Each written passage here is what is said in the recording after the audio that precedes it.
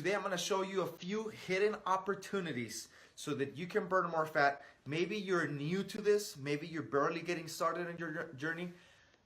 Maybe you've been doing it for a while and you're hitting a plateau, you've been getting stuck, you've been training hard, you've been watching what you eat, but now your body doesn't want to make that change, right? So the last thing I want you to do is to just go ahead and do more and more and more and more cardio. Let me tell you why. A lot of times I've seen hundreds, literally hundreds, especially women, make this mistake. They start losing weight, they're doing great progress, and then naturally we get stuck, and guess what happens?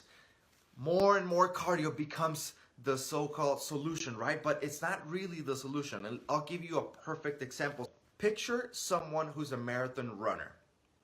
Okay, so what do? They train very long time, very, well, not moderate intensity, right? Not little intensity, but they're not going at their full capacity. That's what I mean. Now, if you're a marathon runner, of course, I don't mean to make you wrong or anything. I'm just using an example. When you train like a marathon style, you're gonna try to keep that intensity down because you have to endure long duration. When you're training it's like this, I want you to picture their body. Are they like super lean, super toned, super shredded with muscle, lines, muscle definition everywhere? You tell me. Maybe 1 out of 10.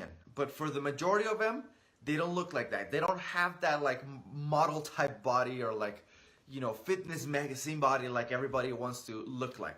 What happens here is the opportunity is not more cardio. Actually, more and more and more cardio is not the answer. More and more and more cardio. Of course, there's a place for cardio, don't get me wrong.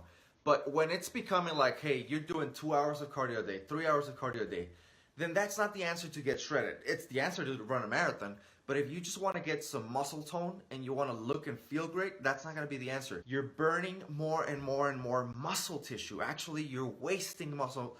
And that's what makes you look great. You're running, you're teaching your body, hey, you gotta endure a long period of time.